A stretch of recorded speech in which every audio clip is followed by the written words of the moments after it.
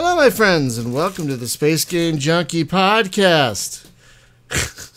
Hi, as always, I'm your co-host, Brian. And joining us, as always, even though we told him not to, because he's not feeling well, is your co-host, Jim. I'm so fucking high on Robitussin. I told you, man, you could... Okay. If you're feeling... Sorry. I can feel my hair grow. This is great. I'm in space, literal space. If you're feeling too run down, you can bail at any time. Just FYI. Yeah. Also, I was not expecting that. That was amazing. Also joining us is your co-host, Hunter. Yeah, I'm the giggler over here. What's up, everybody? And joining us is your co-host, Spaz, as always. Brought to you by Early Access. I would like to pre-order this show. Can we alpha fund this show? So, hey, folks. How long have we been doing this? This is like 8 years that this show's been in alpha. And it's not released anytime soon. Yeah, we've been in alpha as long as Star Citizen. No, actually. When we brought in Spaz, we got into beta. So we're now in beta. And beta access is open. There's 120,000 people queued up to get in. What is that game that's doing that right now? Dauntless. Yeah, it worked today though. Like no queue, no nothing. So they must have turned the knob and got servers or something. More like lameness, but whatever. Maybe everybody just gave up. I don't know. It's boring. Maybe everyone. Boring. Maybe everyone realized what you realized, and but they got in before you did, so they realized. Yeah. They realized it's boring. Got out. It is boring. I'm surprised at how boring it is, because you have a game about beating up monsters with a sword. It shouldn't be boring, but it is. Well, they're in, to kind of bring it back, they're in early access, right? This is like an alpha open beta? Is it an open? It was an open beta. Well, that's the thing. It was like, to get into it before, it was $80. Whoa. To have more buggy boredom. Yeah, and so I feel for everybody that paid for those because they fell for the hype. Oh, man. Well, and then that was the other thing, too, is it was like Twitch streamer weekend, where it was like all the Twitch streamers were trying to play it, and yeah, it was so massive hype. So talking about hype culture, right? If you go to Twitch TV/Bethesda right now, aren't they there are 89,424 people sitting there spamming the chat while "Please stand by" is on the screen, and this has been going on for some hours. I just wonder if it's going to be we're recording this on May 29th, 2018, folks, by the way, and apparently Bethesda, as of today, is announcing something, probably Fallout related, and a lot of people think it's going to be like some kind of anniversary edition of Fallout 3, like they did with Skyrim. If it is a Fallout 3 anniversary Fallout edition on the Switch, I will laugh. Oh, they could do that too. Fallout on the Switch. They could do that too. Oh, man. But they should go back to Fallout 3 on the Switch, and then they can do New Vegas, and then 4. I think I saw a thing on New Vegas. I think I saw a thing on Twitter where it was like, how many times will Skyrim be announced at E3 this year? 1, 2, 5? Oh, yeah. Did you see the funny thing? It was like, at E3, we're announcing the new PlayStation 24, and guess what? We've got Skyrim. Because we've got nothing else. Hey, I love Skyrim. I've put more hours into that than a lot of other games, but jeez. Yeah, do you love it that much? I don't know, man. Really? I don't know. I don't feel like I need to run out and get a Switch for it. Here's a question for you. It's not like I can go from playing on my PC to playing on my Switch and it's the same save file, is it? Oh, that would be amazing. No, I'm sure it isn't, but that'd be amazing if they let you do that. Yeah, plus you don't get your mods and all that stuff, so it's like there is nowhere but the PC to play that for me. Well, doesn't the Enhanced Edition on the console have mods now? Well, it might have their mod thing. Oh yeah, that'll be it. This will be 90,000 people in the hype chamber to hear about new stuff about the Creator Club. Ooh. Yeah. Also, someone keep an eye on that and tell us what it is if they announce it. It's supposed to happen like nowish, and so that tear my eyes. That would be really fun. That would be really funny. Please stand by. Oh, I'm standing. I'm standing fully erect for this hype. If I was standing by any further, so ready. I'm so standing so hard, and I'm buying so hard. No, I mean, the guy I'm standing by is really nervous.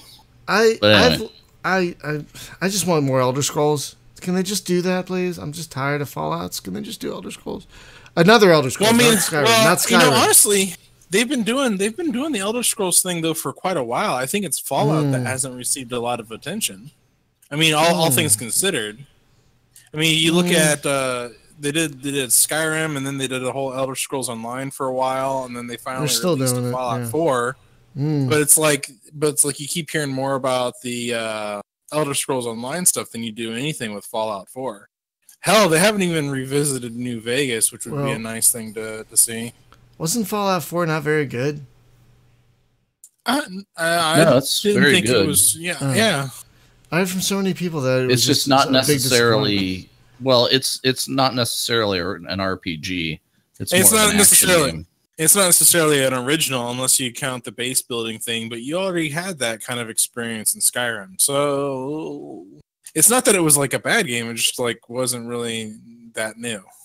Well, that, and people are like, no, this is Skyrim Light, because it's like your dialogue choices don't really matter. It's like, well, here's 4 options and they all go the same place. You know, that kind of thing. So it's like the RPG part is not there, but it's a really cool, like if it was Doom set in the Fallout universe, right? Then yeah, that's kind of what it is. And I'm all right with that. That's fine. It is what it is. Now, getting back to our topic of early access. Early access for you youngins in the audience isn't exactly a new thing, but for a long time it wasn't called early access. Like back in the day, like if you were really into a game, you might be able to buy into they might have an open beta, like Dauntless is having, or you might be able to buy like into an alpha. Select beta. Like you sign up and they're like, oh, we're only going to select 100,000 people being on this, and if you get lucky on the lottery. Yes, a closed beta. I believe they call that. Well, I mean that's the ones that I knew more than anything. I don't think open betas were as common as they are now. No, they are not. No, it was for a long time. I think what's new is the concept of we can get you morons to pay us more than the retail price of the game to beta test it for us. Well, it becomes part of their model for funding for the game, and that's where it's an interesting diversion, because with the whole idea, the concept of the Kickstarter thing kind of came into play.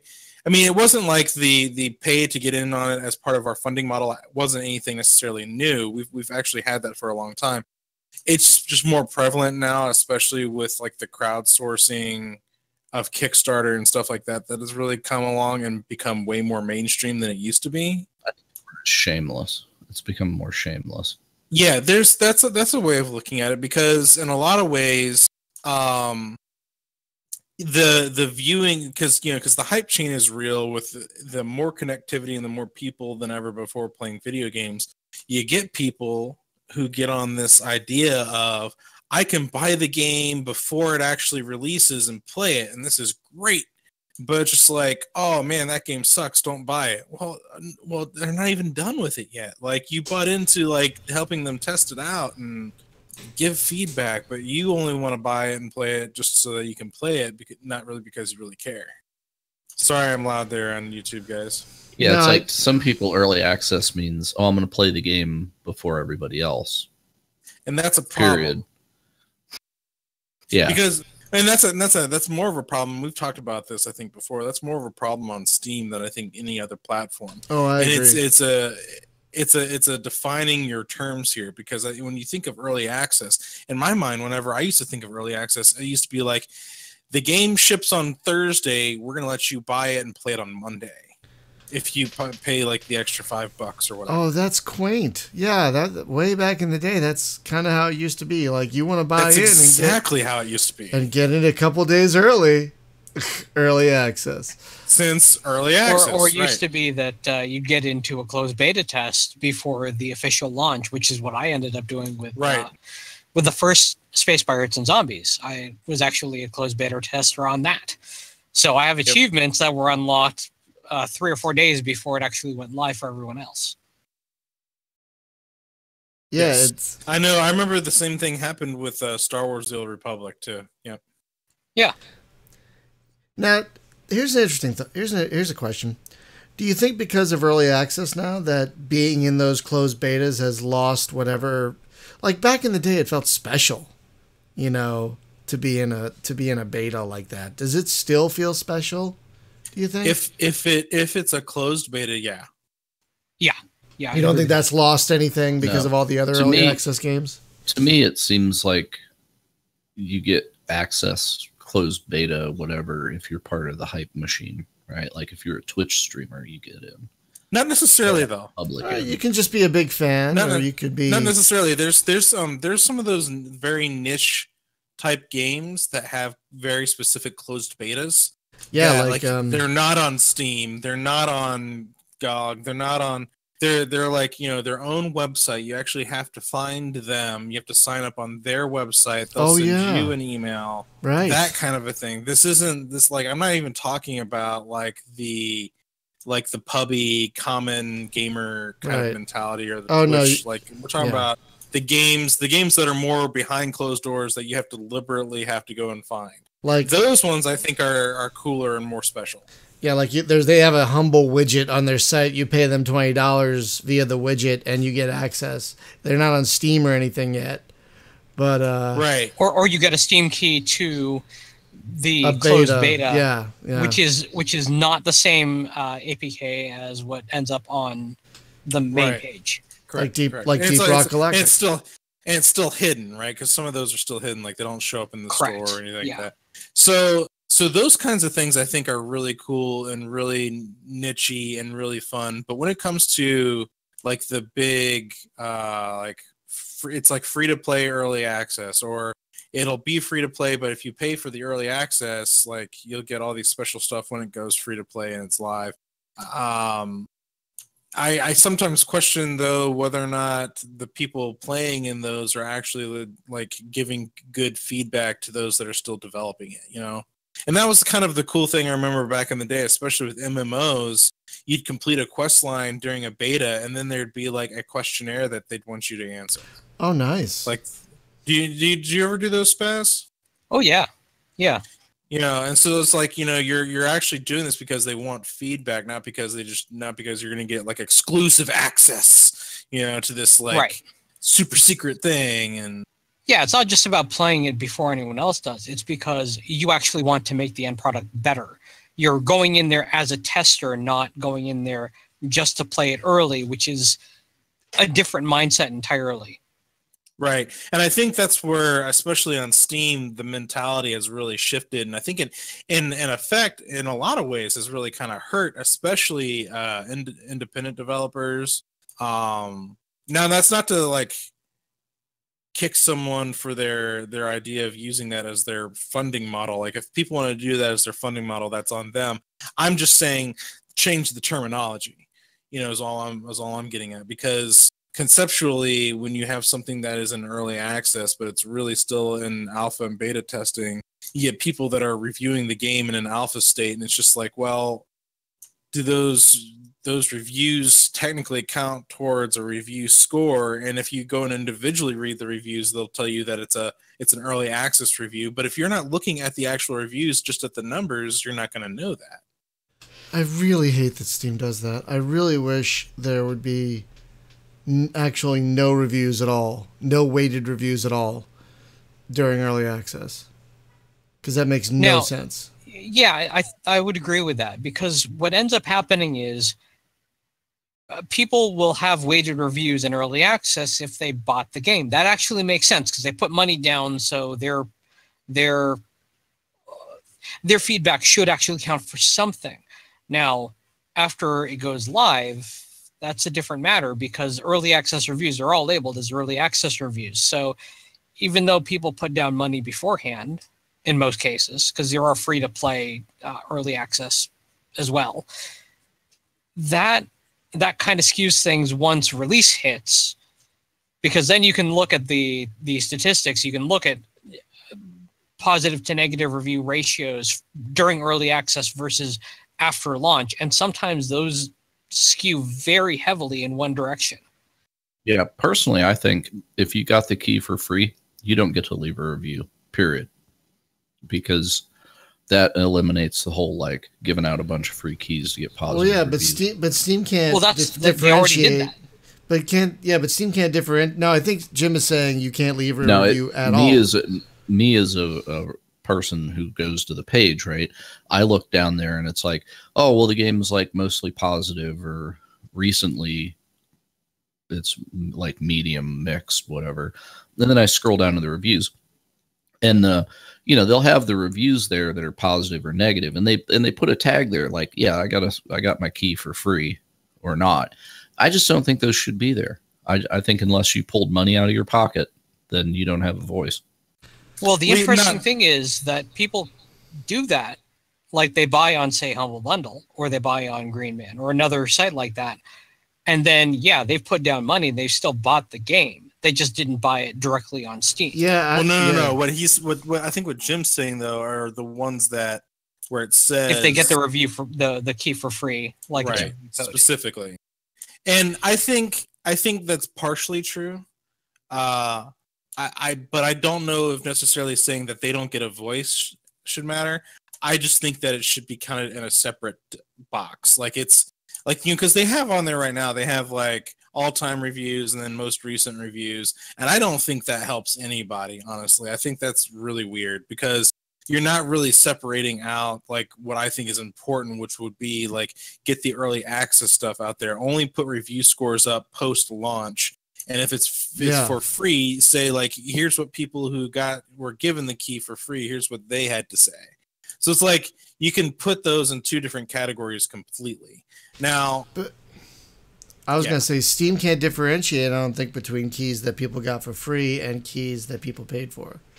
They can though, because they'll say one's a review copy. Yeah. No. When someone actually leaves a review, there is a checkbox to denote that it was received for free. Right, but people don't have to check that. If they bought the game on, say, Humble or Green Man, they don't necessarily have to check that box. But they don't have to check it at all. They don't have to check it at all. That's the thing. So that's the thing, because when I've gotten keys though for stuff like in my inventory, it's like this for beta testing. So it's like it denotes that the key that I put in was for this game for beta testing. That also depends on the dev actually setting that as a separate APK for it. Gotcha. See, I'm learning something new. So I guess what they could do is have a separate APK for free keys that were received for like reviewer. Actually, that is something you can absolutely reviewer do. Keys, reviewer keys, maybe. Yeah. Oh, okay. Yeah, you can absolutely do that dev side. What it does is that you set that up as a batch of keys that you're making for. You put the tag that you want to put on it, and you can set that as identical to if it's, say, identical to the release code, but it's a separate APK. Say you're going to have this for X amount of time, and then after a certain time, those keys are going to expire. You can totally do that. Yeah, I'm surprised more people, more devs and whatnot, don't send reviewers keys that will expire. Because we saw that can happen with Deep Rock Galactic. But all they did was they retired that particular APK, so that all you could do is go in and access it after they did the cutoff, and then you can input the name that you wanted for the Hall of Fame afterward. All the testers list, and then they made a new APK for the release version. Right. AC Wraith has an interesting viewpoint, though. He says, like kind of what Hunter was saying, separate out all the review scores between like people who got keys and people who paid for it on Steam. That's an interesting angle, I think. It's already weighted, though. I mean, if you get the key from another site, whether it's directly from the dev or bought from another store, your review can be left, but it has zero weight. The only ones that have weight are the ones that were actually purchased through Steam, or if it's free, then redeemed through Steam. Right. So yeah. I think that should still stand, though, that unless a game is fully released, I don't think they should be counted as reviews. I think if someone wants to leave feedback, make it be feedback. Yeah, that maybe like only the developer sees, or maybe it's like a community feedback page if you've like bought into it. You know, that's only for early access feedback. But well, here's the thing: with a curator page, you can have thumbs up, thumbs down, or informational. You know, I'm surprised they don't give users that kind of third option, especially during early access. Like maybe it's a pre-release informational thing, like pre-release opinion, you know, but it's not an actual review, and so it doesn't weigh anything, and it's better for feedback and doesn't actually show up as a review score, and that'd be great. Well, honestly, though, with the way that some people leave reviews where it has absolutely nothing to do with the game in question, that may not necessarily be as helpful as it sounds. That's a point. I mean, some people will buy one of those asset flip games because they want the cards, and then they'll leave a review 10 out of 10, but then leave it as negative. So how helpful is that? It's really not. Right, that's true. That's true. I think that's why curators have the informational as opposed to just users having the positive or negative. Yeah, that's probably true. But I think another thing that sucks about early access, speaking of reviews, and this happened with Off-World Trading Company, which I was going to use as one of my favorite examples of a positive early access experience, was that they got all the hype and press and early access attention when they released their early access version. But when they actually launched, like 1.0, it was crickets. That did not help. That is true. So what do? Do you not release at all in early access and not get that important feedback? Like I said, it's part of a process, though. But I think you have to define your terms. Getting the feedback is important, but calling it early access is just asinine. Yeah, I also think that early access has blurred what alphas and betas. I think it's kind of ruined the language of pre-release. Yes, you know? And that's why I think that Steam needs to add categories for alpha and beta. Like, this game is an alpha. This absolutely. Game is it has to be clear. Early access. Like, let's give early access back. You know. Yeah, I mean, it has to be clearly defined what an alpha is, what a beta is, and then you have to put your game in one of those categories. I totally agree with that. You know? Yeah, I'm with you there. Because Space Engineers was technically an alpha for forever, and they themselves just recently said it's now in beta, and they put beta on their own logo. But what does that mean? But what is that? But I don't know. But like for them, what does that mean? Steam still qualifies them as early access, but of course, you know, they were in alpha before Steam even launched the early access thing. Oh my god! So, right, and they're still in early access. Will that game ever be finished? Probably. I don't think so. I doubt you're ever going to see a 1.0 because of the track record of that developer. Oh, I cannot help but agree with you on that one. Now, what about a game like Star Citizen? Like do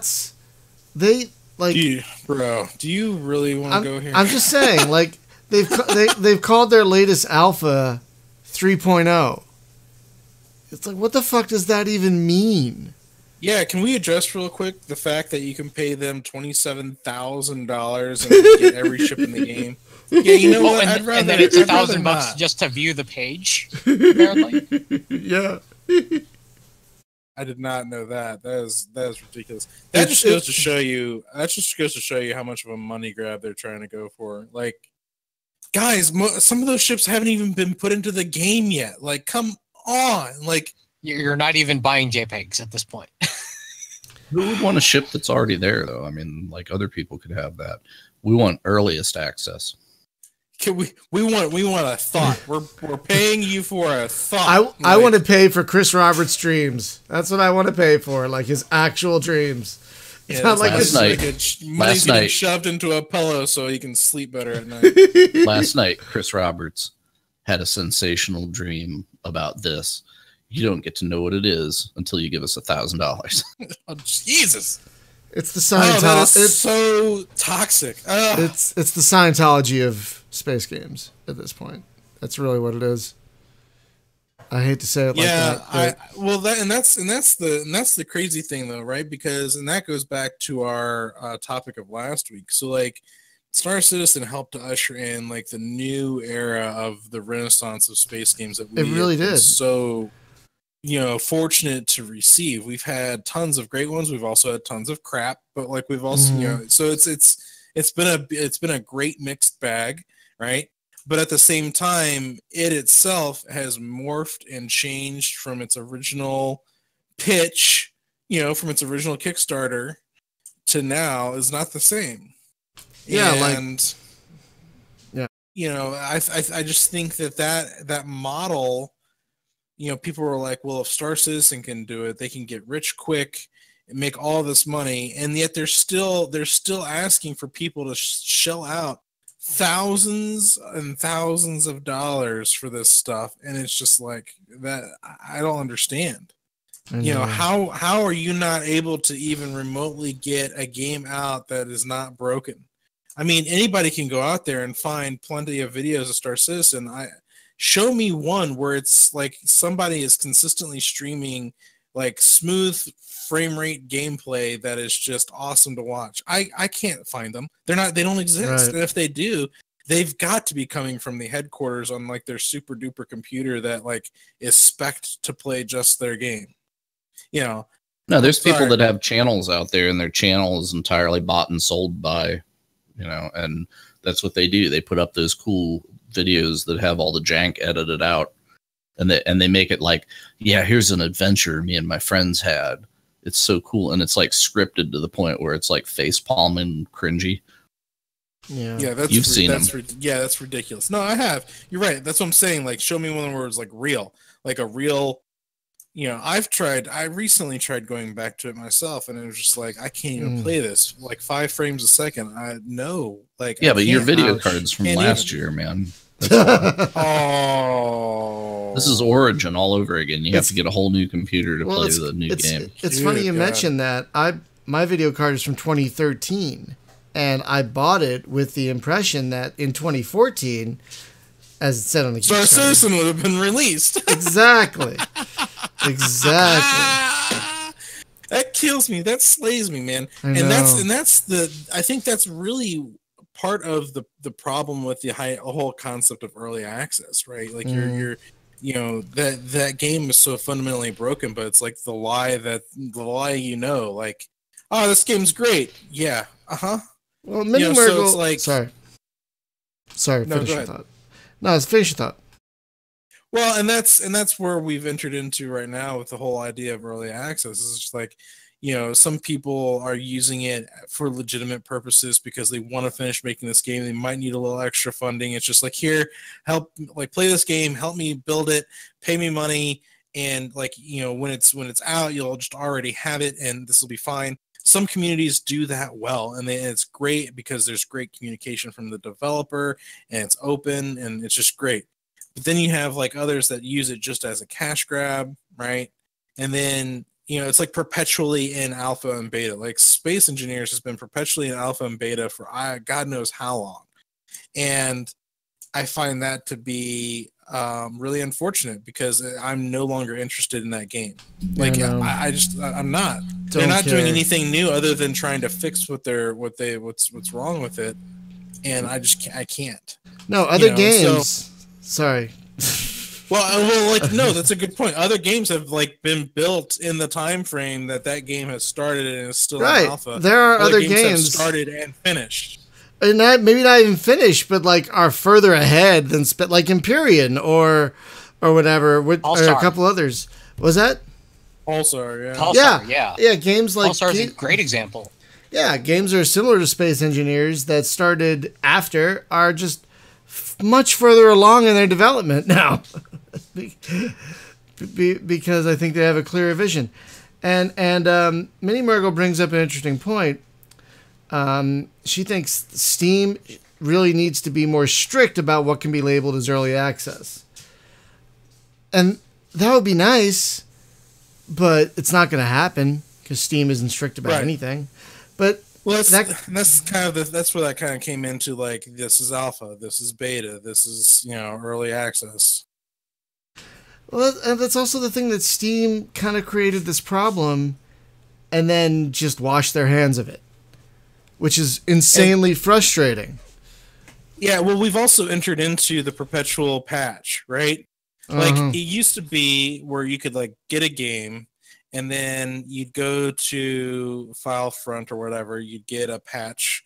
You could get like a patch that like might fix like a minor little thing. But you didn't have like leave Steam on all day and you come home and you had like 15 games that were updated. You're like, well, why were they updated?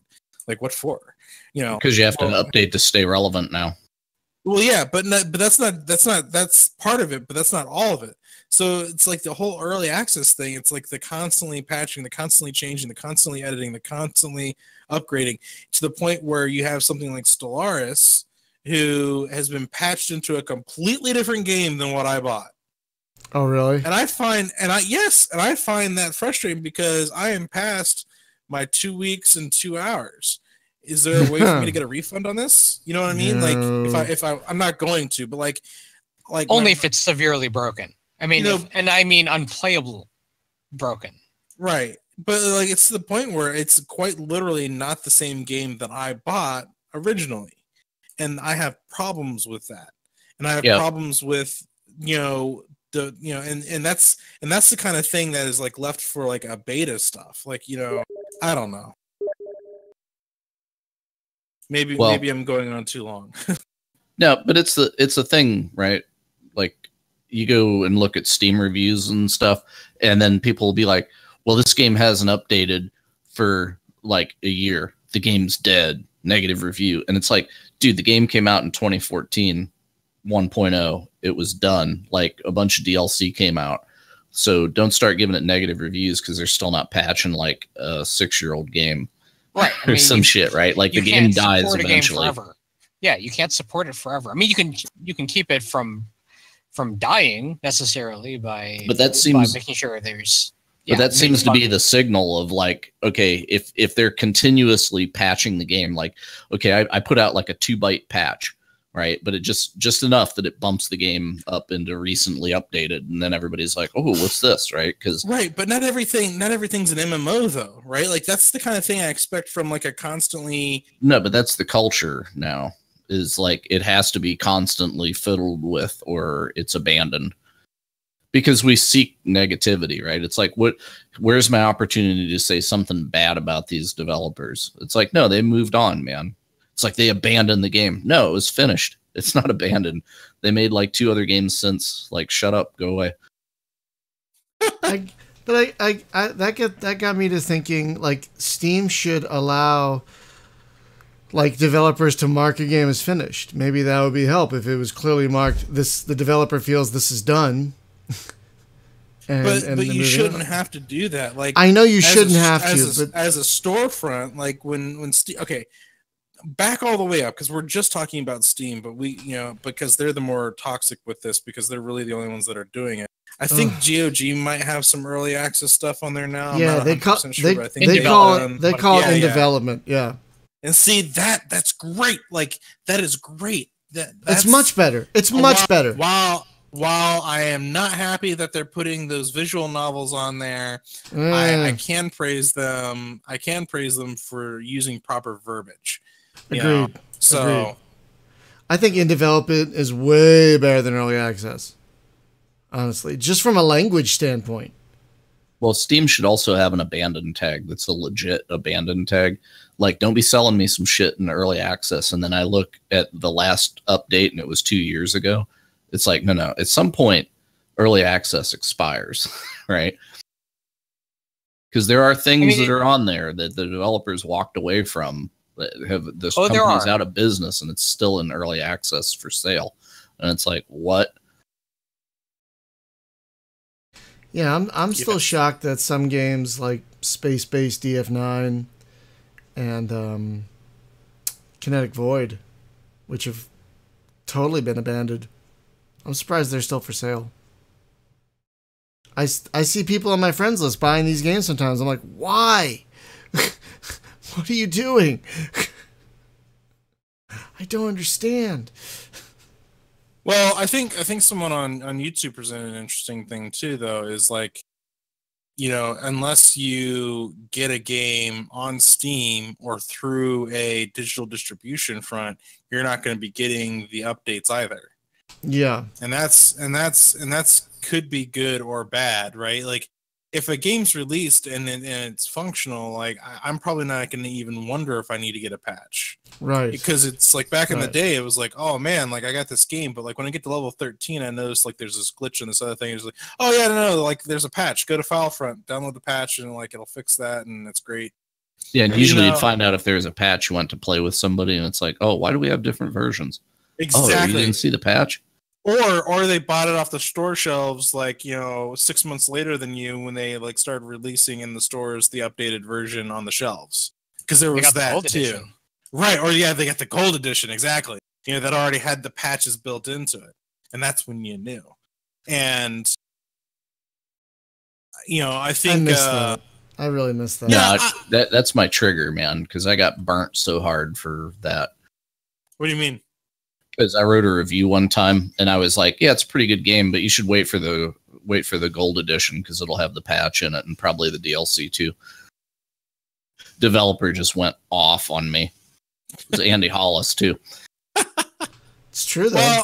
Well, it wasn't. I mean, like there's something to say for that kind of stuff though. Like when StarCraft came out, also had the Brood War, and then you had the the battle chests that come out later that has everything plus the latest patch.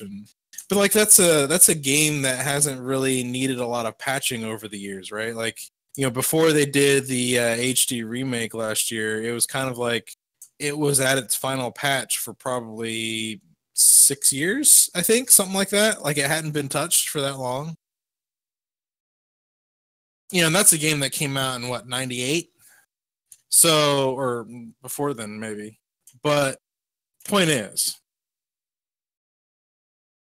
right. I back in the day, if you want to talk about early access here for a second, here's the way you got into early access, like way back in the day. We're talking about like early to mid 90s, was you had to be an actual employed tester for these companies. Oh, right? Like God, yeah, that's how. You'd go into like Sega or you go into like Nintendo, and they'd have like a room where you sat down, and you literally, they handed you a chip. It was like a giant, like without a cartridge case around it. It was just the ROM that was inside of it, and you'd shove that into like a developer console, and you'd sit and try and break the game all day, looking for the bugs and fill out bug reports, and and people back then, like there's a whole YouTube documentary like that was uploaded from like an old VHS tape that showcased all this kind of stuff. That's what it was to be like early access. If you want to talk about by definition of early access to today, or the beta testing, that's what it was. And see now, like Windows, you can just pump out the latest update and let your users find the things, and then just patch the update, and then patch that update, and then patch that update, and then it's just like this perpetual cycle of always be patching, and so there's something to be said, and there's a rare quality for finding a game that comes out and it's just great out of the box. And those are fewer and far between. It's quaint these days when a game just comes out, like it wasn't in early access, it just comes out and it's actually good. like that Icarus game, the Starship simulator, Icarus. That game did not have early access. It just came out, and it was great. Right. Well, here's an example, and Jim, I think all of us at this point can probably attest to this. A great game that went from like a 3-star to a 9-star would be what was it, the Deathwing?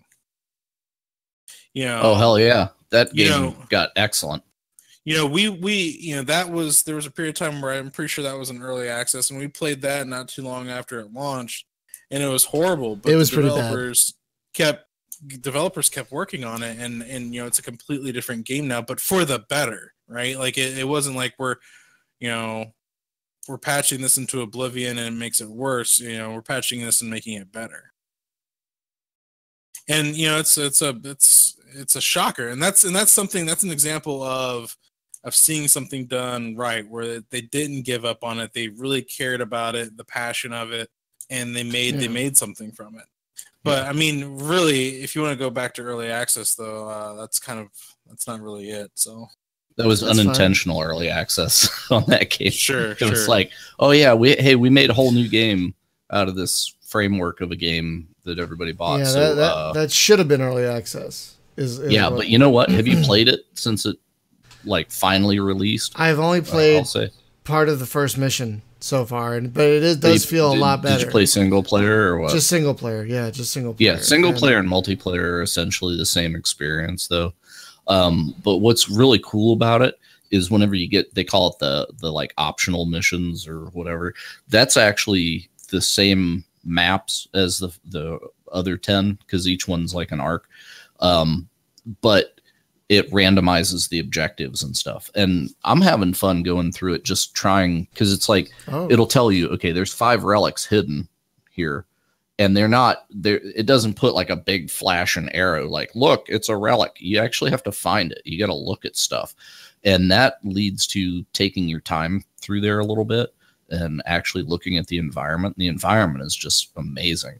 Like it's so 40K universe, what they're doing. It looks the part, and a lot of detail and stuff. And it's like, this is really cool. Yeah. So I'm really glad that they got that opportunity to make a second pass at it. Well, let me say this about that. So a game that is currently still in early access that we around here actually rather enjoy is Space Beast Terrorfright. Now, Space Beast Terrorfright is very similar to Space Hulk in a lot of ways. And Space Beast Terrorfright is a lot of fun. We've had some good times here playing that. Oh, yes. I love Space Beast Terrorfright. Love it. But I love Deathwing a lot more. Really? Like that's how I feel improved they have made that game. And that's not to say that I disliked Space Beast. No, I still love it. I'm still excited that they're still doing the early access thing and working on it. But like that's the kind of quality of jump. Yeah, a month ago, Space Beast Terrorfright was the better game, and now it's not. Yeah. Well, but they just had a big patch too. And yeah, to be fair, they just had a big patch, and the dev is back to work on it. So there is that. Right. But that's not to say it's a bad game. It's just like they've made this other one a better game. Like, does that make sense? Yeah, it's like the AAA thing had to take an extra year in order to surpass the Indian effort.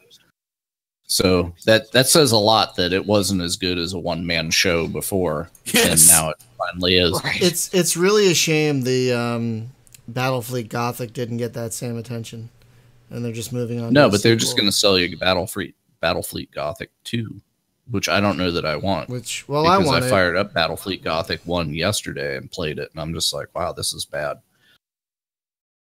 I'll tell you, Inquisitor is coming along really nicely.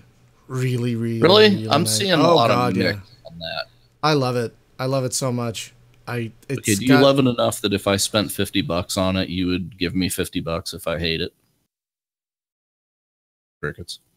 No, because you can refund it. Oh yeah, I know. But I did. You're saying you don't have any faith in it. No, I paid full price for it, and I can easily recommend it. I'm just saying, I don't pay full price for every game.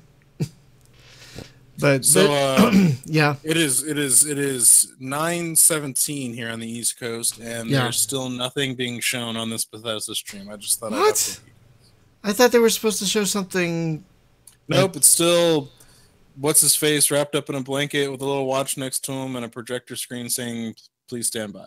Is there a countdown? Yeah, this could go on for days. This could be like a sick joke from them, just like we're gonna leave this up and see E3. Yeah, E3's in 2 weeks. Oh, that'd be terrible.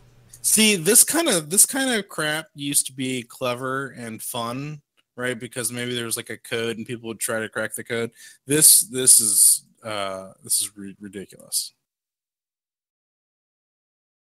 Yeah, anyway. I still think people are going to be waiting hours for Fallout 3 Anniversary Enhanced Edition thing. Not even New Vegas, just Fallout 3. I'm going to go camp out in front of Electronics Boutique. And is that even a thing anymore? They're game spots now. And I don't know for what. I guess people did for Switches. I think, right? Didn't they? I don't know. Maybe not for specific games unless it's a really limited edition. Yeah, nobody was camping outside the theater for Solo, that's for sure. Ish. Oh. Well, anyway. I so don't care about that movie. I actually listened to a spoiler-filled recap of it because I just honestly, from what I've seen of it, it's actually a pretty decent movie, and the guys on Red Letter Media actually didn't shit on it. Right. Like normally they would just hold it down and poop all over it. No, but so that's the weird irony is they finally made a good movie and nobody showed up because they were so ticked about the last one. That was also part of the problem though. Like it was a good movie.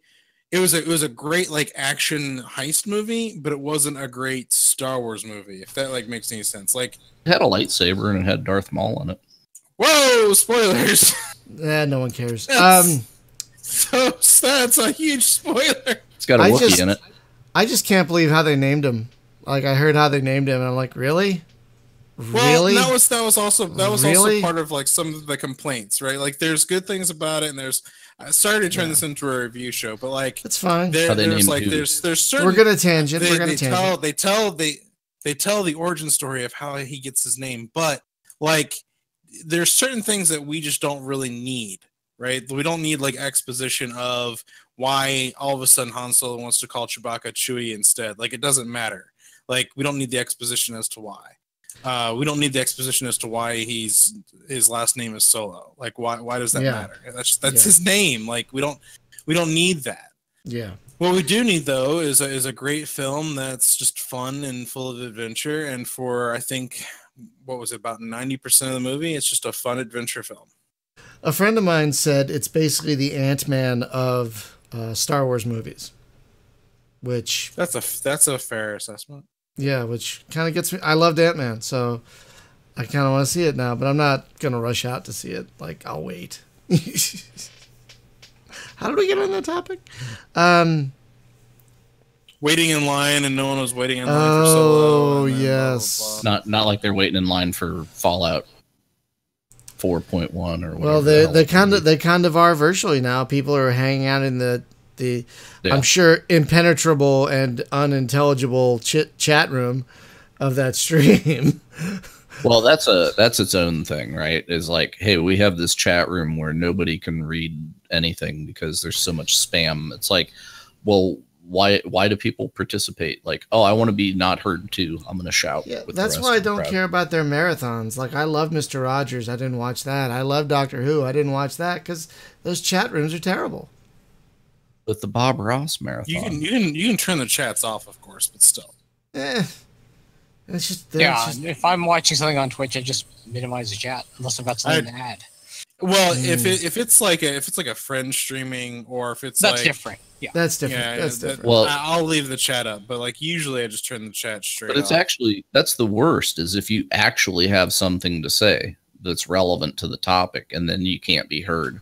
It depends on how many people are actually watching. Yeah. If it's just that's what I'm saying is in a chat where there's a lot of nonsense going on, and then somebody has completely the wrong idea about something. It's like, actually, let me help you. Oh, but you can't hear me, so sorry. But at that point, though, what does it matter? I suppose. Anyway, the early access. You try to be a helper and you can't. So I'm prevented from being a Samaritan. So what are some of your favorite early access games that have gone to release, gentlemen? What would you say? Wow, that have gone to release? Yes, that have actually made it to 1.0. If that matters anymore. I don't even know if 1.0 matters anymore. I saw a developer label their game 1.0, and I'm like, oh my God, is it out? And they're like, no, it's still early access. I'm like, why did you 1.0 it then? Ugh, stop it. But there was something recently. I'm trying Subnautica. Okay, that's a good one. That's a decent one. That's a good one. That's a very good one. It's a good example, though. I mean, it's a very good example. Development was interesting. Yeah. Very. Yeah, and Subnautica was not ever bad in development. No. I mean, it had some patches that were up and down, but it's like they never broke the game or looked like they were going to walk away from it, right? And it's like, okay. Hunter, it's interesting from the same guys that made Natural Selection 2, right? So is it? I didn't know that. Yeah, and they made Natural Selection Combat, which has 0 players, because they basically took the RTS commander element away and said, well, nobody really wants to be the commander of this crap, right? So we'll just put people in here and let them fight it out. And I want to be the commander. I'm raising my hand. I'd like to be the commander. I enjoyed that part of Natural Selection, too. Greetings, Commando. But I didn't even know that was a thing. But yeah, Subnautica is a good one. And those of you watching live, if you have a good example, like what's your favorite early access game that finally went out of early access? Like Hunter, you were about to say one? No, I'm struggling to think of a good one. I mean, I did 0K towards the very end of its development, so I can't really say I was really involved with that for a long time, but from the couple of weeks that I was in it before it released to when it released, I was impressed. Yeah, that's a great game, y'all, by the way. We should put that on one of our multiplayer nights, come to think of it. It would be interesting. It's definitely old school, so. Yeah, I like it. I like it a lot. Let that be a warning to you. Oh, it's got I love its interface. I just love how efficient and streamlined everything is in that game. It's so great. I was going to say, besides the aforementioned Off-World Trading Company, I think that had a great early access period, and it's just been nothing but stellar since release. I was going to say Starpoint Gemini Warlords had a fantastic early access period where they were great with the community. They had a lot of patches, lots of, and they're still putting out updates. And they're still putting out content. Stuff. Yeah, and you didn't even have to buy the DLC to get all the content, but they have great DLC, FYI. That basically makes it multiple games now. Really, yeah, it's like 3 games in one now. Different game. Yeah, it's like multiple games in one now. That one, which is amazing. Jim, do you have one that you can think of? Oh wait, you already said. No, yeah. Spaz, what about you? It's hard to say. I mean, I'd agree with the ones you've mentioned. There are some that I really like that are still in early access, but are putting out regular updates. Well, let's talk about that. What are some? Say the one we're all thinking. Well, there's Deep Rock Galactic. No, come on. There's Pulsar. Pulsar's not 1.0 yet, but I'm thinking. I know. Weren't you involved with BattleTech at all? Well, yeah, but that wasn't early access. It wasn't? Oh, I thought it was. No, the multiplayer beta was a closed beta for people who had that was either backed at that level. That was an interesting and different path in this age of like early access, crowdfunded, whatever. They just did the Kickstarter, and it's like if you paid in at like twice the price, then you got access to the limited beta stuff. And then they took that away, and then it was like, all right, now you got to wait for the real release like everybody else. I actually like that. I actually like that quite a bit. I thought that was really a good method. But Spaz, let me make it easier on you guys. What would you say is your favorite early access game now? Like that's currently in early access. What do you think is like doing a really good job of? What do you think is like the pinnacle of the early access model? The game that's doing it right. I don't know if this is necessarily the pinnacle, but I think they're on the right track, and that's going to be like what Spaz says with Pulsar. I think they're doing good stuff. Yeah, I mean they're putting out monthly releases of patches, and then they're putting out a devlog regularly, so people can just track the progress as it goes, and that's tons of communication. The community has plenty of faith in them because they are putting out regular updates, and there's no question, at least not as far as I can see, that they're going to finish up. It's just a matter of when. Right. That is a good example. I was thinking, I have a couple. Interstellar Rift, have you guys played that one? I believe that's what it's called. I have. I don't consider it great, though. I mean, I don't know. It has not clicked with me yet. I think it's pretty great, and they are very regular in their early access, as is Empyrean. They're very regular in updates.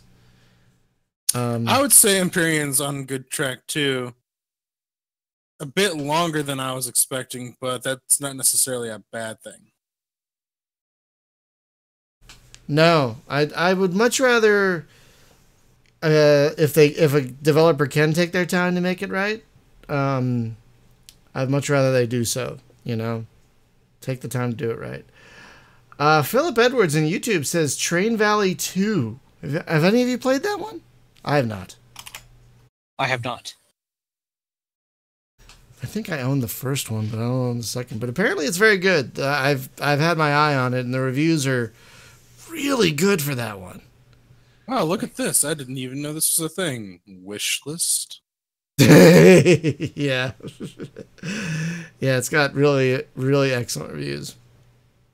This looks like a fun little game. Wow, look at that. Oh, I like the art style. Neato. And it's only $10 too. That's interesting.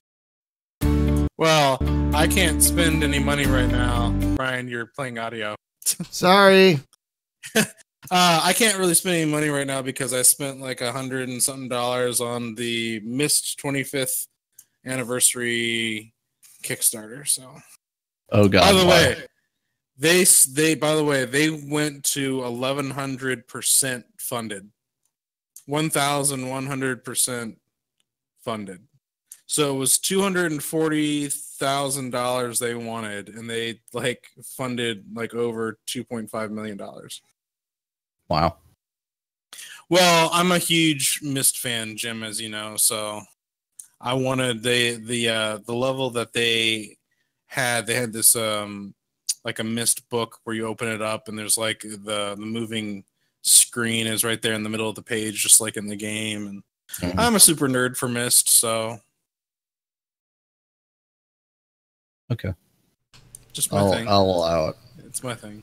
No, that's awesome. I shouldn't be buying games because I've got Actually, I did think of one. Everspace. Oh, Everspace is a great example. Yeah,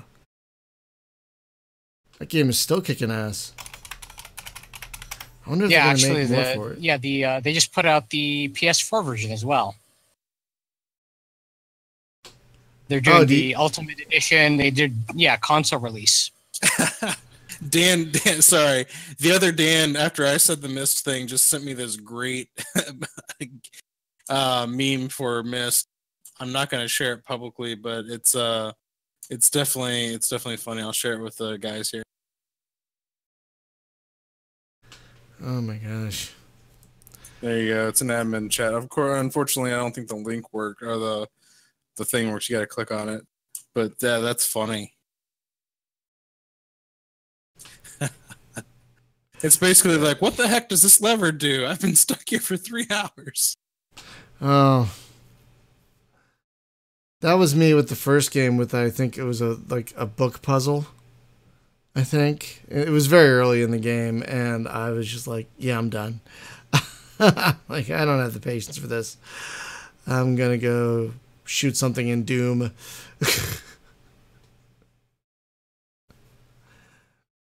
But yeah, that was congratulations on getting that book.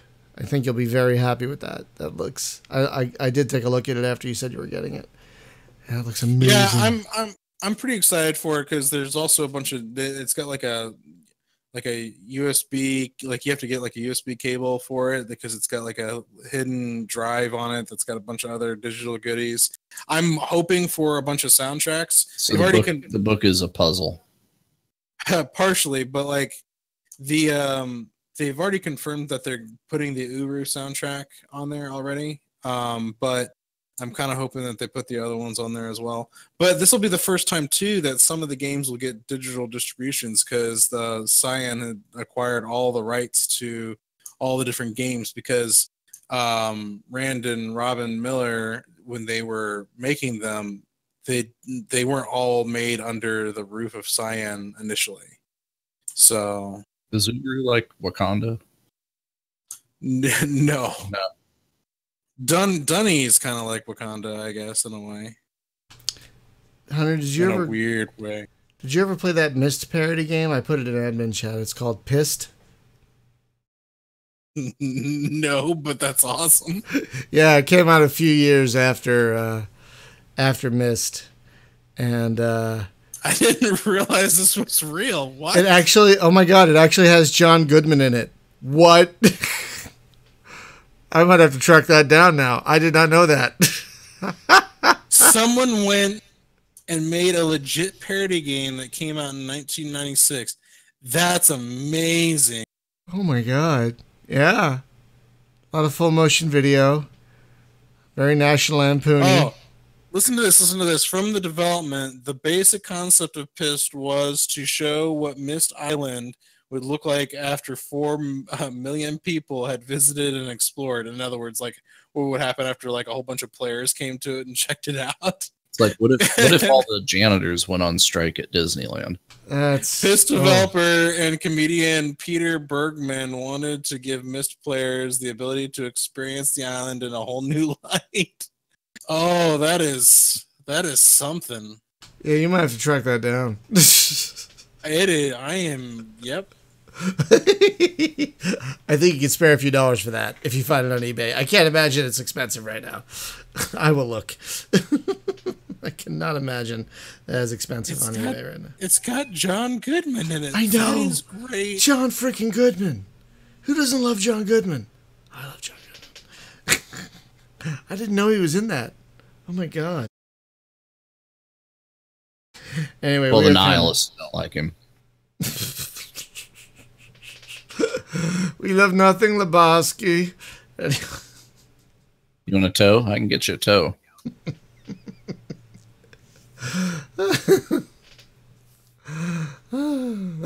Anyway.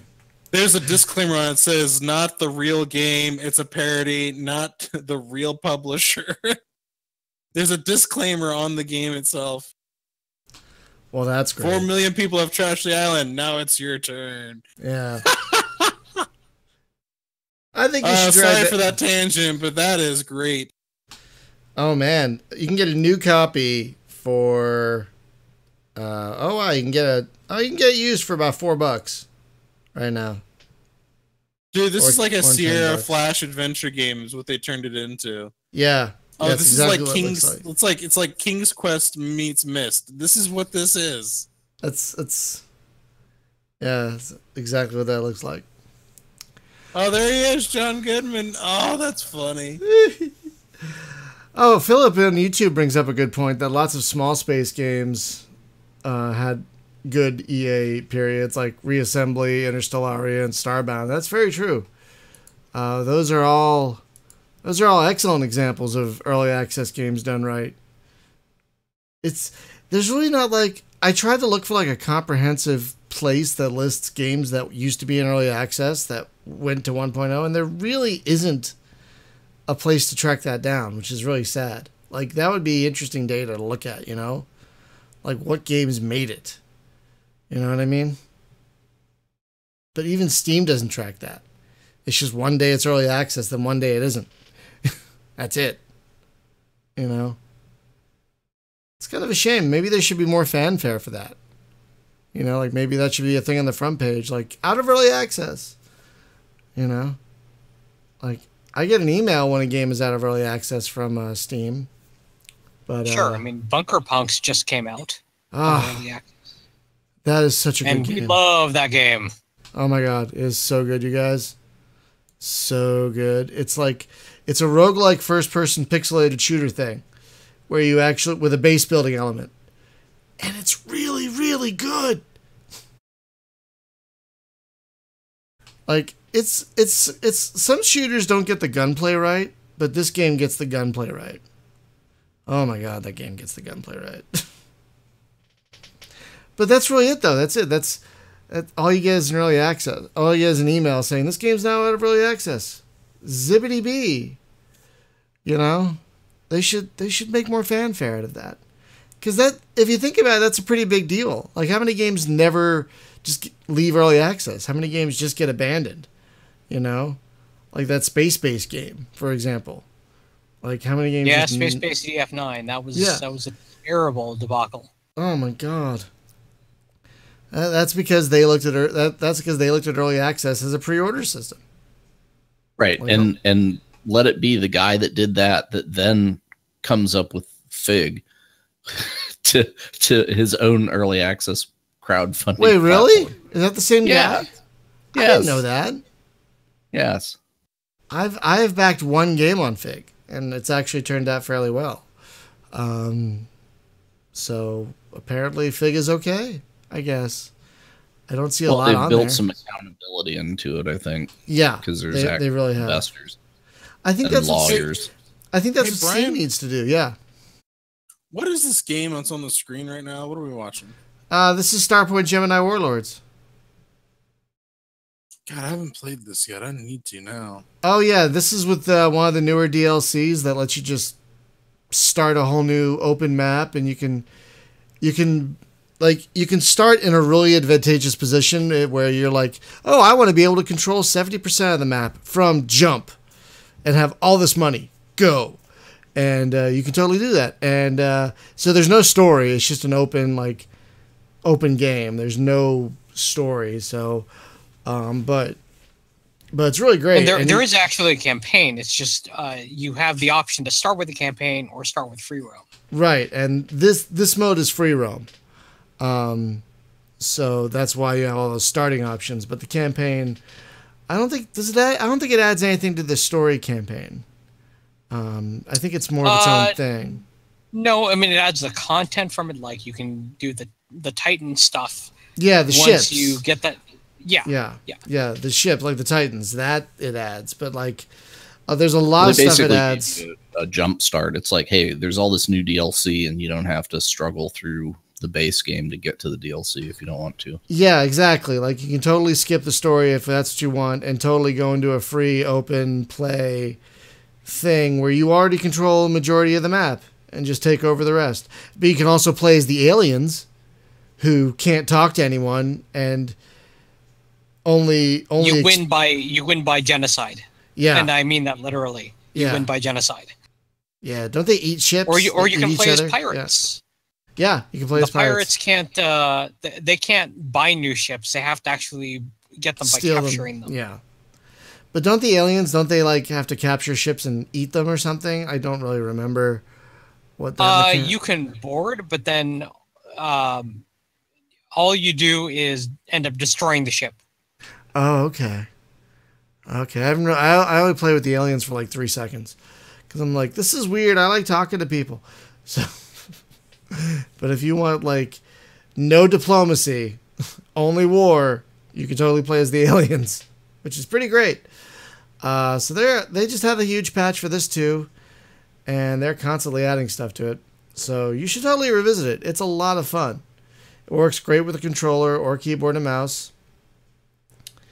And yeah, there's a mod that lets you fly around as a Defiant. So there is that. Which is a lot of fun. I finally got to that. I had to cheat a little bit, but that's a nice thing. Yes. That's a nice thing. They're like, someone's like, is there a cheat thing for this? And they're like, you can just edit the save file and add as much money as you want. It's just text. I'm like, that's great. That is so, because it's just a single player game, so who cares? Who cares if you cheat? You can start again or load an earlier save if you don't like it. But yeah, flying the Defiant in Warlords here is a lot of fun. It's a tough little ship. It really is a tough little ship. But yeah, so we've talked about like some of the best early access games. Now let's talk about some of the worst. Like, well, we mentioned Space-Based DF9. We did mention that one. Yes, we did. It's kind of hard to think of some other ones, though. like, oh, man. Well, there's one I was personally involved with. What was it? Sea Wars. What's that? Well, the idea was... Oh, that thing. Yeah. So my involvement, so I have to kind of go back a little bit. I was one of the Kickstarter backers and ended up through just being communicative with the community. I ended up being the person who ended up editing and localizing the updates that they would post to Kickstarter.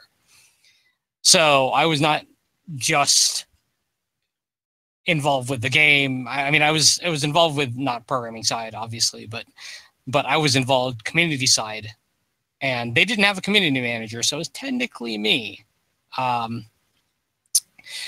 Then lots of things happened, and the team decided that they were going to go off, and pretty much everybody left except for the lead guy on the team. Oh, God. And yeah, an update stopped, and then, well, yeah, it's a debacle.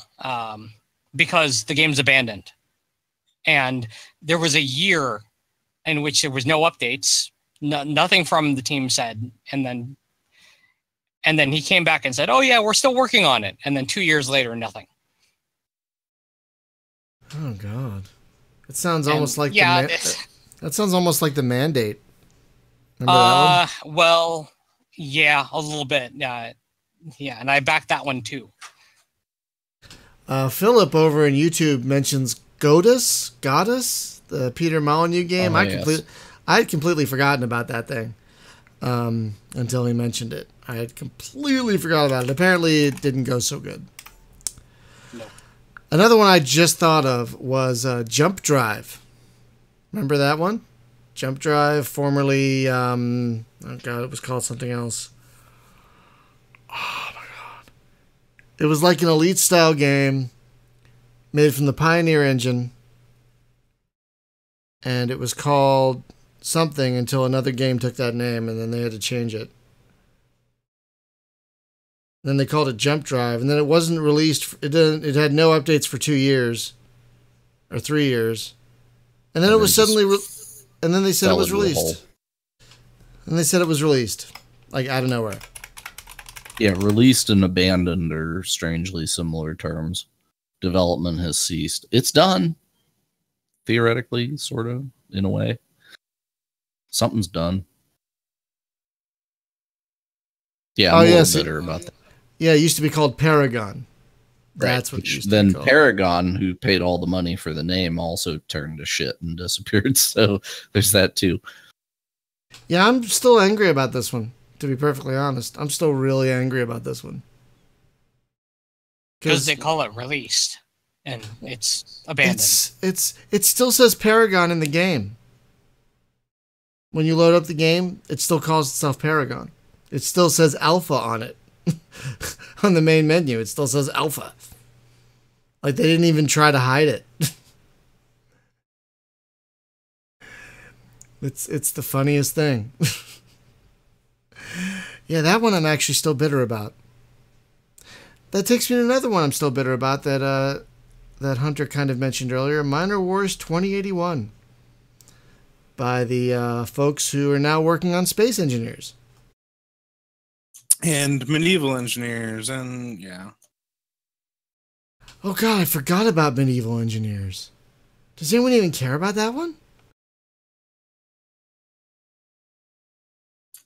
Cricket, cricket, cricket, cricket. There's your answer. Yeah. I mean, finish a game before starting another one. You know, like, can you please just finish?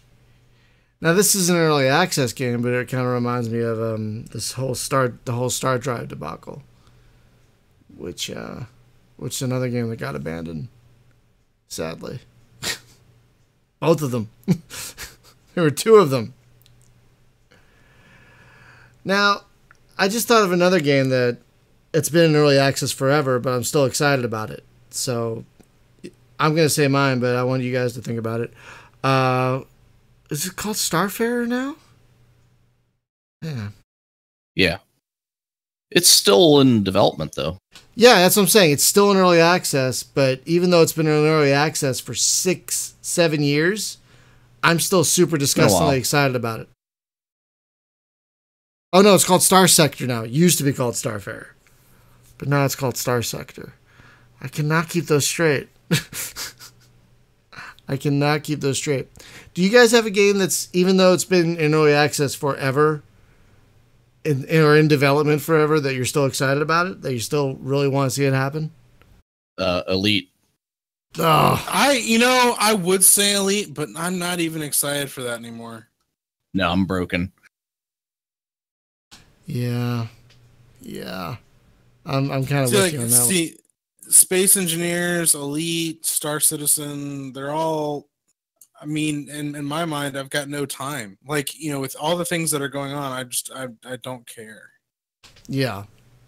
But I mean, there's a game Sorry, go ahead. Well, I was just going to say there's plenty of other games to occupy my attention that are better, that are good, that are actually games. Some of them are even in early access, like Pulsar. It's a much more interesting game than a lot of those. So there's that. Yeah. But it's kind of hard. It's really hard to maintain excitement for a game that's been in early access for the better part of a decade. Like, I bought my access for Star Sector before I started Space Game Junkie. That's how long that game has been in development. But the guy is still working on it. It's coming along amazingly. He's very transparent about his progress. And I think that is going to be a game to beat once it hits 1.0. That game is astounding in what it's doing. I still every now and then go over to the Limit Theory forums just to see how the guy's doing. But I'm also not holding my breath. Yeah, but they're doing stuff now. Like, they didn't do stuff for a while. Now they're doing stuff. So that's something. I mean, it's something. I guess. I used to be super excited about that game, but now it's like so on the back burner for me. Even though they're making progress on it again, I'm like, meh. Someday, maybe it'll happen. Maybe. I'll get it when it's done. Because I paid for it. I hope. I fucking hope. What about you, Spaz? Is there a game that's been in early access for a long time, but you're still excited about it? Oh, Pulsar for sure. Yeah, okay, that's a good one. That's been going for 4 or 5 years, at least. Well, I had access to it before Steam because of being a Kickstarter backer. I had access to its alpha before Steam hit.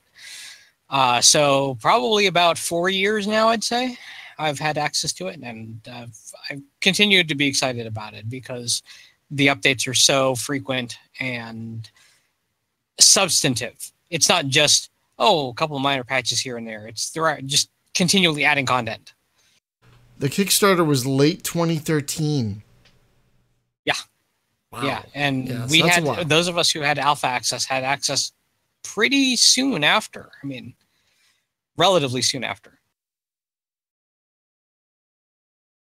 Oh, that's true. I forgot I paid to be an alpha tester on that one. I've backed a lot of Kickstarters. A lot. As have I. Are you a super backer? Did they give you that title? Oh yeah, I've had Super Backer for quite a while. Yeah, it's both funny and embarrassing. Well, another one for me is probably Deep Rock Galactic.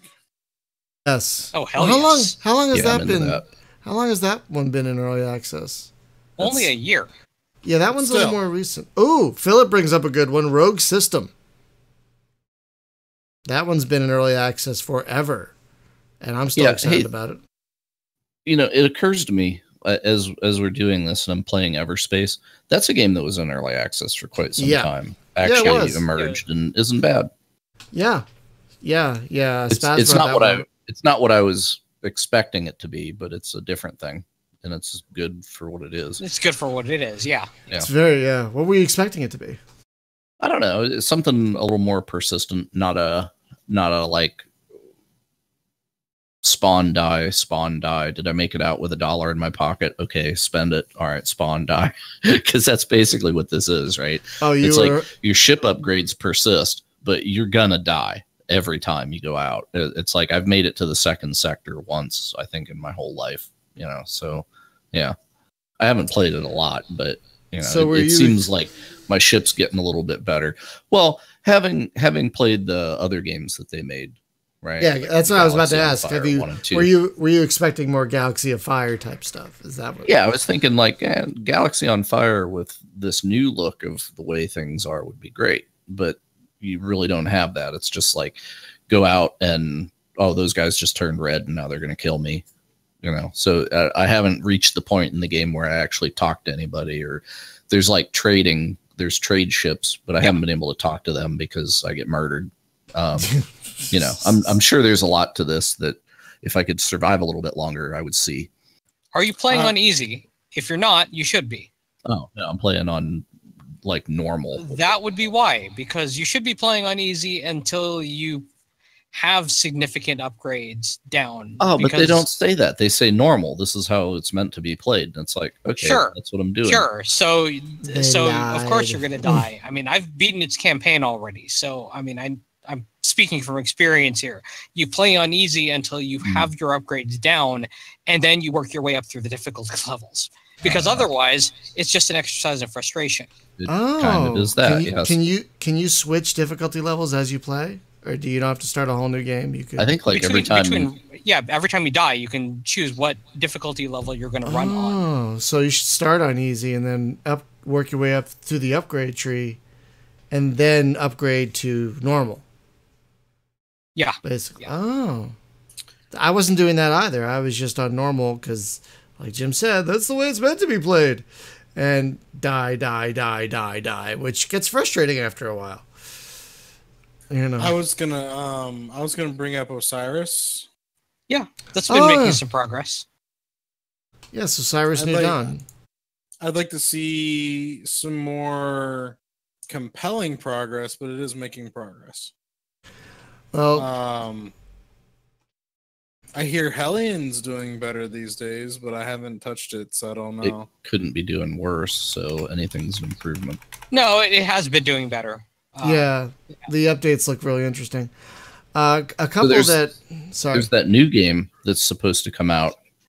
It's like Memories of Mars or some crap. I sent it to Hunter earlier. I was like, haven't we played this same game 5 times already? What the heck was the name of that thing? Well, I was gonna say a couple of games that we've had on the podcast, both Avorion and Lightspeed Frontier, have been doing a great job in updating their games, keeping development pushing forward. Both of them have been doing just phenomenal work. And Mini Murgle brings up Cosmeteer as well. They're doing a really good job with their updates as well. So it's always good to see when early access is done right, with constant updates, with good communication. But yeah, and another game that is like fixing their stuff, like Diluvian, that the steampunk submarine thing, it came out. It wasn't all that great, right? You know, and then but they continue to work on it, and they put an update out, I don't know, like a month ago or something. And now cool. It's kind of like a little bit of Darkest Dungeon to it, because whenever you stop at a base, and then you can explore. It's like, we'll put your party together. You know, who from the crew do you want to send in there?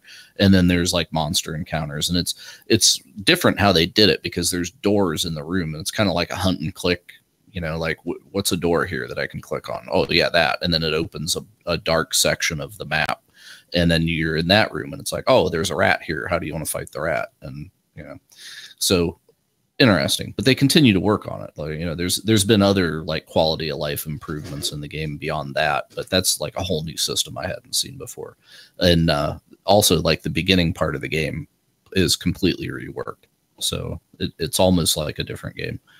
That's good. So I'm glad that they're putting the time in on that, because I like the concept. There's so many games that I like the idea of the game, but I don't like the game, and that's one of them. So they're working on it. Sounds a bit like the progress they made on Sunless Sea. Yeah. Yeah, how's that thing going? Did you buy into the Sunless Skies thing? Yeah. The whole like train Sunless, in space. Sunless Skies that's looking fascinating. Yeah, it's amazing. It's like a steam locomotive in space, but it uses the steam to propel it. So you still get that going through space, which is great. It's just as creepy as you'd expect something from Fallen London to be, and it's excellent. Really, I haven't played it in a little while, but even the alpha version I played a little while back was just fun and creepy and had interesting decisions, just like you would think something from Fallen London should. So I think it's going to be great. I think it's going to be really, really great. I think it's progressing nicely. Yeah, I agree. Guys, you know what game I'm looking forward to? What's that? House Flipper the game. Wait, what? Yeah, it would be great, because if you had a big spatula and you actually like flip the houses, that would, but it's not. No, essentially it's like build a computer simulator. It's the exact same thing, but it's like House Flipper. When I saw it, I was thinking Viscera cleanup detail. Sorry. Because it's kind of like that, you know, all the little nuts and bolts, things that have to be. Look, I've always wanted to star on my own HGTV show, and now with House Flipper, I can. I think it would be awesome if it was a little bit more like Viscera cleanup, where it was actually like some heinous crime happened in this house. Now you have to like clean it up so that the people you sell it to don't know, and maybe chase the ghosts out. I apparently own this game. How did that happen? Wait, you apparently own House Flipper? Yeah, somehow. He does. I don't know. Wait, what? I'll maybe have to you look got at it in a bundle. Possibly. I don't know. I'll have to look at it. Is it early access or what the hell? Brian, you got some explaining to do, bro. I'm pretty sure he got it in a bundle, because there were people on the reviews of it saying they got it in a bundle. It must have been a bundle. Yeah, I don't. When I get a bundle, I just like put every key in. I don't know. Or the developer was like, we'll just slip it into his account. It's also possible. I don't know. I'll have to check it out now. Does it show that I own it? Maybe you can't tell because of my new piracy settings. Oh. It does not. By the way, I'm updating my privacy settings to like better inform you what I do. You're not in Europe. You're not in Europe. That doesn't apply. Yeah, to but you. how many of these companies, they're changing their privacy settings, but it's like, but we're only going to be nice about the data of people that are in the impacted countries, and everybody else, fuck you. Right? We're still going to spy on your shit. It's kind of sad. Or is it across the board? It's a reform. It's kind of sad that a lot of sites that I like shut down because of it. Like there was a site, TV shows on DVD.com, that I followed for years. Was it like, is that because mining my data was your only form of revenue? So therefore you have to go out of business? Apparently that was one of the reasons they couldn't comply with the European law. Which is really nice. I just don't understand that. It's like I do not either. How, yeah. It'll be interesting, like Bronto.com. Are they going to be able to comply? Because that's their business. Is they send out email and then they track when people click on the email and stuff, like to the point where they embed JavaScript shit and like watch what your mouse does and everything. And it's like, yeah, I bet all those research places that were having a bonanza are going to go down. Well, anyway, let's start wrapping this up.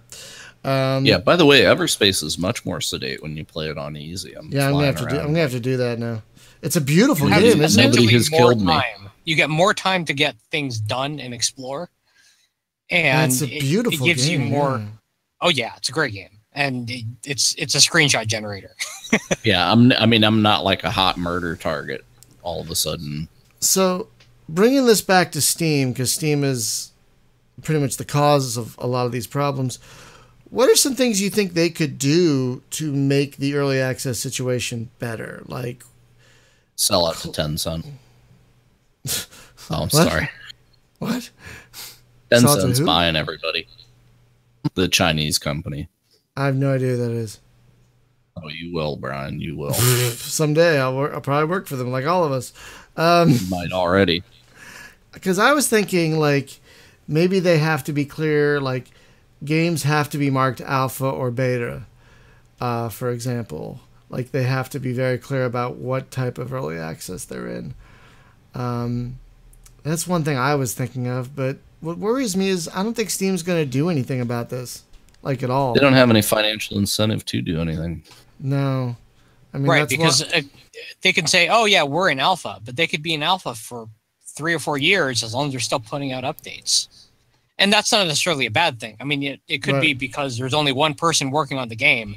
They don't have that kind of development time to put in. So that's going to happen. But well, it's like, does this have a negative impact on revenue? We won't do it. Does it have a positive effect on revenue? If not, we won't do it. So that's why they seem lazy. It's just like, well, we haven't figured out how to make money doing it. So therefore, we're just not going to do anything out of the kindness of our hearts. Like, well, nothing's forcing them to do it. And I think that's the other factor. It's not just simply that they can't monetize it in some way, that it's profitable to do so, but it's also because, well, putting a one-man development team under the same constraints, so to speak, as a team with 70, 80 people and saying, okay, well, if you're in alpha, you're only in alpha for X amount of time. Yeah. Maybe they should then do like a questionnaire for each developer. Like, how long do you think you'll be in alpha? Okay, you have to stick with this then, you know? Or just put it in big red font. This game has been in early access for X months. That would probably be the simplest thing. That's a shame thing, right? It's like, it doesn't have to be a shame thing, though.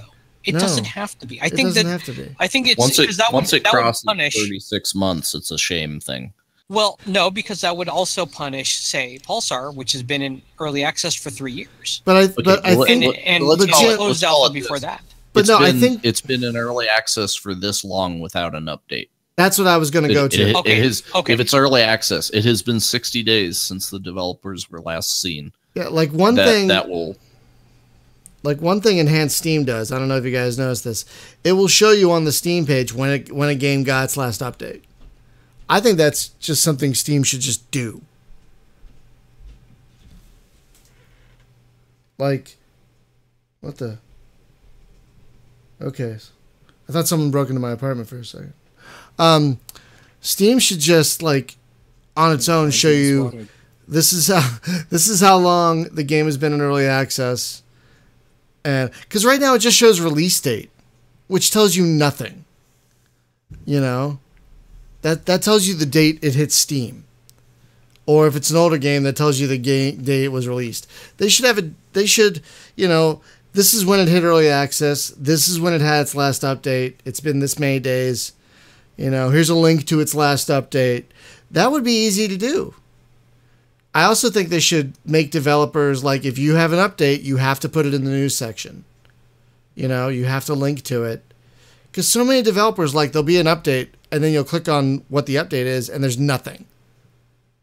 Like, what is this update? That comes down to, that comes down to the dev actually posting a community announcement. Because otherwise, the news feed will just be whatever the news bot from Valve picks up, and it can be about games that aren't even related to the game in question. I know. That's why I think developers have a role too. If they post an update, they have to post the patch notes in their news feed. You know, they have to keep. That's what I think. You know, I think there's also an onus not just on Steam but on the developer to communicate with us. I absolutely agree. I mean, they at least most of them or some of them that I've seen won't post a community announcement, but they'll post it in the latest patch notes will be in the discussion forum. That's fair. Which I guess is okay as long as it's posted somewhere. Right, but maybe then Steam should allow developers to link to that when they post an update. Like, what are you updating? Where's the information on this update going to be? And then they link to the forum. Because right now, if you just click the thing, it shows the news feed. And the news feed doesn't always have, you know, what's in the latest update. Like, if it's on the forum, let me see the forum then. Let me see that forum post. You know? Let me link to that. I mean, they let you link to... Well, yeah, I mean, if there's an update, the news feed is only going to... If you click on View News on that update, it's only going to take you to the news feed. So if they didn't post a community update, and when we were doing this with Quintet, I was always on that, posting the community announcements, so that there would always be something there when people would click on that. Exactly. And so I think Steam needs to give developers a little more flexibility in how they share what their updates are. But then developers also need to be very vigilant in when they post an update, they need to be clear on what's in that update. Because I think that would go a long way toward helping with transparency issues a lot of people have with developers, I think. But Steam doesn't care. I really don't think they do. They care about the money we give them. I don't think they care enough to force it to happen. No. I think they want to encourage it to happen, that devs will just take it on their own initiative because, hey, that means that the more updates, announcements that people see, rather than just curated news by a bot, they will actually get more sales. I mean, right, because you're also getting placement on the front page with it too. Right, it all feeds into that. Exactly. Do you think Steam is shooting themselves in the foot by being so lazy about all this? Like, I wish they were shooting themselves harder with it so they would care. I mean, they're just allowing just anything on now and not giving a damn whether something is in early access, out of early access, abandoned, or whatever. It's all the same to them. It's just a SKU that brings in money, hopefully. Yeah, well, they get 30% of anything. Right. So, yeah. That's why they haven't stopped people from putting out the 99-cent card generators. Oh, God. We could probably do a whole show about how Steam is frustrating. I think we just did. I think... Well, yeah. Yeah, there was a lot of that in there. But, I mean, on the whole, though, I think early access is a good thing, to be perfectly honest. I like seeing how the sausage is made. And I don't think we've ever had as much access as we do now. There's downsides, of course, especially for developers who get frustrated, who feel like they get pushed out, deal with, toxic gamers, review bombs, that sort of thing. But I think there's... I just want you to know, Brian, I need Chinese. Oh, God. Every forum, every news piece. Where's Chinese? I want to go on all those Chinese games. Everyone. I need English. See, they put out a bunch of games that don't have any kind of localization, right? They don't give a shit. There are more and more games. Yeah. Sorry, go ahead. Well, no, it's just, it's the double standard. It's like, oh, you don't put Chinese localization, you're going to get review bombed. But if you don't put English in your Chinese game, well, nothing happens. And I think we should make them pay. God. Anyway, that'll do it for us tonight, folks. Just a couple of quick programming notes before we wrap up. On Thursday, on our LAN party, we're continuing our board game extravaganza with Memoir 44 Online. which is a free-to-play World War II tactical board game, which apparently you get a couple of maps for free, but if you want to play more, you have to pay. Well, I'm sure... I'll get into the caveats on that one when we actually do the show. Yeah, exactly. And then next week on the podcast, by request, we are going to revisit the topic of DLC. We talked about it about a couple years ago. We talked about expansions, but things have changed in 2 years. Quite a bit, actually. So we're going to revisit that topic next week. And finally, as always, I want to thank our Patreon subscribers for helping keep the lights on around here. We could do what we do without you, but you guys make it so much easier and better. So thank you for subscribing. Thank you for subscribing. And finally, hey, Brian. Yes? Brian, do you like bears? From a distance. Oh, okay. Because there's this movie you need to see. What's it called? God.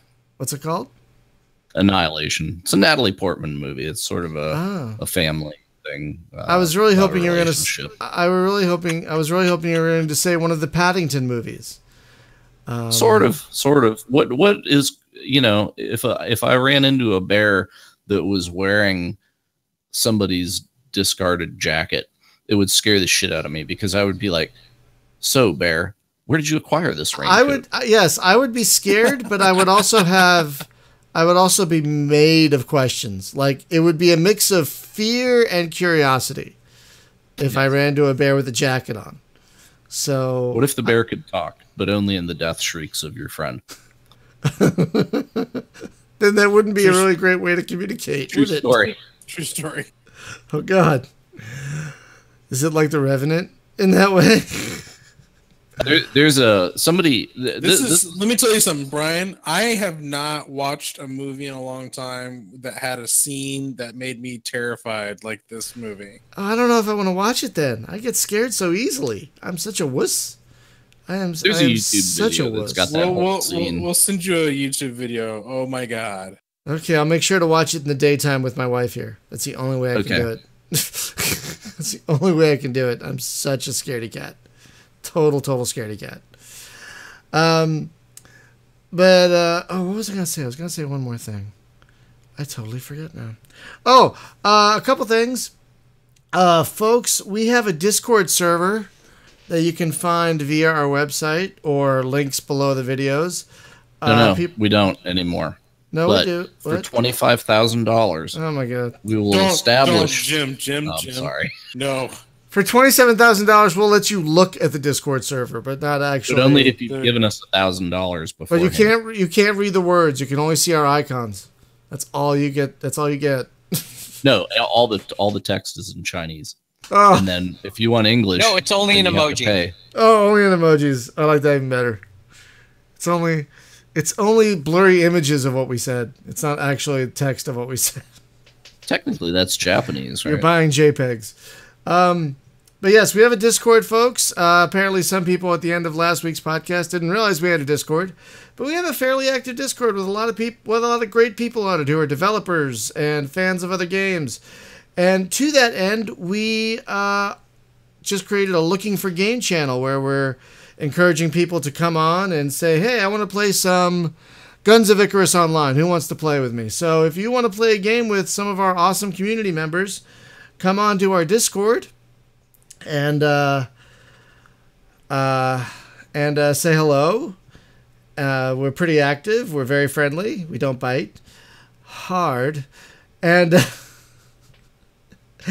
we're always looking for people to join us for games, join us in the chat rooms. We have a lot of chat rooms. But we talk about all. I'll add that if you want to join us for multiplayer nights, yes, because we do those regularly, and I guess some people just don't know that if they want to join us, it is possible. Just let us know in advance, and then let us get to know you first. Yeah, come on the Discord, say, hey, I want to join you for Space Hulk Deathwing. Okay, great. We're going to be playing that in a few weeks. So, yeah, if you want to come on and suggest we play a game, that's fine. If you want to come on and for a stream, or if you want to just play a game with us, that's great. We also have a calendar on the SpaceGameJunkie.com website if you want to see what's coming up. Like in a few weeks, we're going to be playing Deathwing. And I'm excited to return to it. So, yeah, I just wanted to throw that out there for y'all since people said, hey, I didn't know you have a Discord. Like, okay. Apparently we're not good, or I'm not good. I'll just speak for me, at letting people know we have a Discord and a Facebook and all this stuff. We do. We have very many community outlets for you to talk to us. And Bethesda has a Twitch channel, which is still showing. Same please stand by. Oh, and this chat has not slowed down, man. These people have endurance. We started streaming almost 2 hours ago, and it's still the same thing. Okay. Well, folks, thank you so much for listening and watching, everyone in the chat. Thank you for interacting. We had some great stuff from you guys tonight. And you co-hosts, thank you for always being awesome. And Jim, especially, thank you for sticking around, even though you're not feeling well. Hey, really anybody that signs up for the $10 a month Patreon will get a procedural fried egg from me. We are actually working on a Patreon tier where we're going to call it the producer tier, where we produce what? Where fried eggs. Where actually, if they're in the producer tier, and Hunter came up with this idea, you can suggest a topic for the podcast and then come on the show with us to talk about it. And we're not going to take anything, clearly, but, if you have a good idea, we'll take it. So we're working on that right now. I'm just trying to figure out physical rewards. I got to find a place that does it right, because not every place like Zazzle and whatnot is good to their customers or artists. So if anyone has a suggestion as to a place like Redbubble, for example, that actually treats their artists fairly, I'd love to hear about it. But I haven't found a place to settle on that yet. So yeah, changes to the Kickstarter. The Patreon are coming. I know I keep saying that, but it is happening. I have been doing research and whatnot. This is getting really rambly. So we're just going to close out. Thank you again for watching and listening, everyone. And we'll see you next week. Have a great night. Bye-bye.